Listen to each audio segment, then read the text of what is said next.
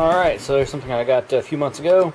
It's the Marvel Legends, I think it's the Blob Build-A-Figure Wave Yellowjacket. So, Ant-Man came out like a month ago or 2 months ago, whatever it was, and it did like fairly well. I finally saw it in the theater not too long ago. It was pretty good. And I wanted this figure for a while, so I was like, well, since, you know, alright, Ant-Man, there's new figures, so...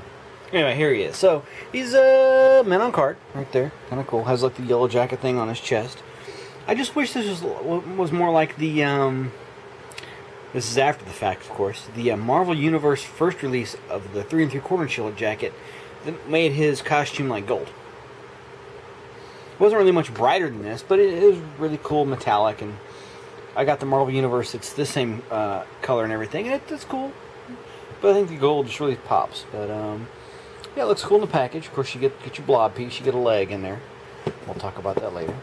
Other figures in the set were She-Hulk, which I got her standing right over here, and Quicksilver, which he got kind of popular when Avengers 2 came out. You got Thor, which this was also redone. I'm not sure which one came first, in the Walmart wave with a little bit better paint job. I think this is more almost like a more of a comic book look, and I think the Walmart wave was a little bit more of a realistic kind of look. You got an unmasked Ultimate Wolverine, almost like a comic book or a cartoon Wolverine here. You got the X-Men Last Stand Jean Grey, which I can't really care less for that figure. Same thing with Zorn. That's kind of cool. And then, of course, you got the Juggernaut. Yeah, his thing. So, yeah, and then you got the Blob, which is, you know, it's cool if you want to make a Brotherhood of Evil Mutants, which I'm kind of working on. So, it's always nice to get a part for him, and a part for this guy is chunky. It's like, it's in there pretty good. So, without much more ado, we're going to go ahead and pop this guy out of the packaging and check him out.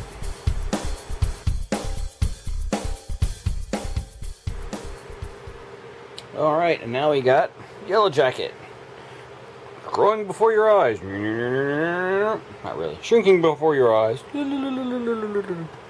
Alright, let me get this guy standing up. I'll just hold him just like this. Let's see. We'll just move the camera. There we go. That's a good spot. So, yeah, he has a nice yellow and black thing going on there. He's got a little bit of some crud or something going on. I just saw. That's not awesome. But yeah, the paint's decent. A nice little tampo design on there. A little bit of fuzz, a little bit of soft spot around his mask, where his mask and flesh meet. If this will focus. Kind of see there, it's a little bit soft, but not bad. Not bad at all.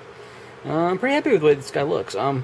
My main complaint typically about the Marvel figures is like the Marvel ball.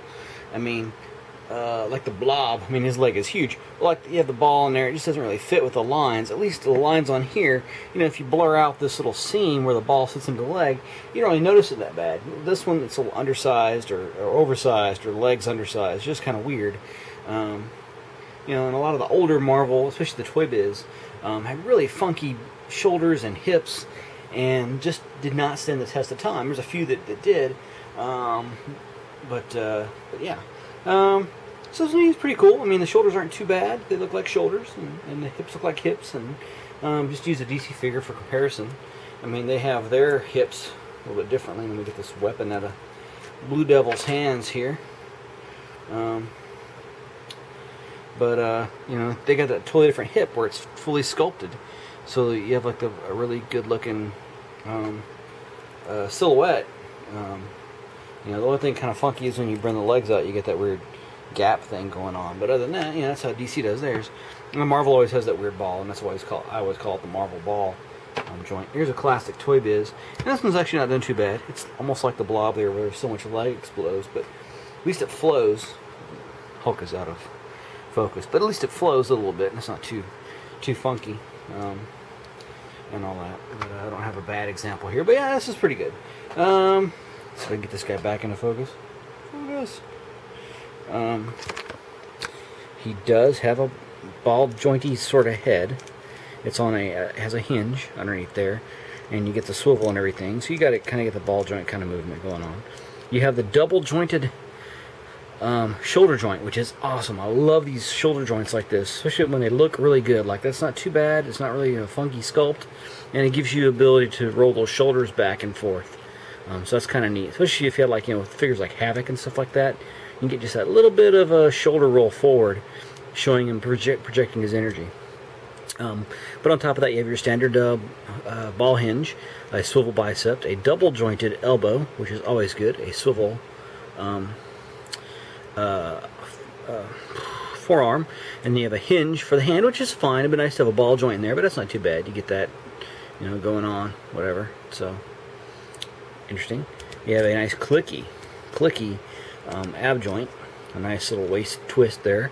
You get a ball hinge again down here, the Marvel ball hip, and you have to swing it around to get the leg to move forward, which is like the one problem with this. You have to like maneuver it around to get it to work and everything. You do get a double hinged knee, which is awesome. You get a calf cut joint there. You get the standard older style full-on hinge right here, and it has like a pivot on it and articulated toes, which is really cool. Not bad. Really digging the guy. Also, just wanted to go through and show you the artwork is on the side, which is kind of neat. You kind of look like this one. I really wish it was more like this tone of a gold. I would have liked more. I mean, I know that's comic book accurate and all, but I think I like that a little bit better. And that looks like is that Alex Ross work there at the top. But yeah, really cool. So he doesn't have any accessories. Just get a quick 360 of this guy. He does come with the leg for Blob. Just a big blobby leg. Yep, just a big leg. And he's a figure that if you don't like Blob, then you're never gonna like Blob. Like there's just a divide of like people hate it and love it, and that's what's kept him a decently priced figure. Like, you know, some of your Build-A-Figures go up, you know, to $100, but he's been roughly hanging around, I don't know, between like 40 and 65 for a bulk of his lifespan. And it looks like he's got a little bit extra yellowy coloring there on his leg. That's some bacon grease or something he smeared on his leg. It's kind of funky. Yeah. So yeah, that's him in the packaging. Let me compare him with the only thing I have that's even really close, but not really, but because I have it sitting right here, is the movie Ant-Man figure, which is, his head is not accurate at all. But yeah, in scale, pretty much. I mean, a good bit of years between these two figures, but I think it still work well off each other. I mean, the movie version, of course, will be more tech looking and more modern looking, but yeah, not bad. So for the Marvel Legends Yellowjacket, I'm gonna go 2 thumbs up. I really dig this figure. It has like a lot of cool colors. Well, cool paint apps anyway. I mean, he has like, you know, they gave him his gold belt buckle and everything on there, so you know it's decent. It wasn't like they really skipped out on it. Just he's you know, he has 2 colors in his costume, and it looks good. It turned out good. Not a super, you know, awesome figure or anything like that, but it's still pretty awesome. No accessories, but it does come with a Build-A-Figure piece for an ex-villain, which is always cool, and he scales nice with the newer stuff. So yeah, I can't really fault this guy. He does run about $50 or so mint on card, at least last time I checked. Loose, he gets about $20 or so. I haven't really checked on that either, but that's, you know, a rough estimate. He's not like crazy priced or anything. He's not like somebody that's he's not a Spider Hulk. It's a $100 figure all day long. But still really cool. So yeah, I'd say get one if you're on the fence, you know, and you like the classic look of the Yellowjacket. Get one. So thanks for watching, guys. Comment down here, like and subscribe, or is it like and subscribe? I think it's like and subscribe. Yeah. So do all that cool stuff, and keep on watching my channel here for some cool reviews. Send in comments on stuff you want to see, stuff that's new coming out, stuff that's previously come out. I got like a stack of Marvel Legends from like the last 3 or 4 waves I haven't reviewed, just because I just haven't had time. So if there's something new you want me to look at, bring it up. Tell me what you want to see or missed or want to know, and I'll try to cover it in the review. So yet again, guys, thanks for watching, and keep on playing with your toys, because I definitely do.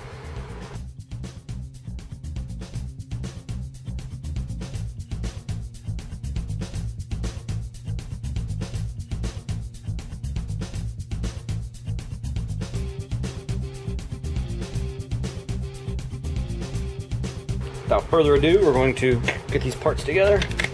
And oh yeah, get Chunky McLovin here all squared away. Trying to get to see which side of the ball I want to use to have exposed in the front. Ah! His foot came off. His foot totally just came off.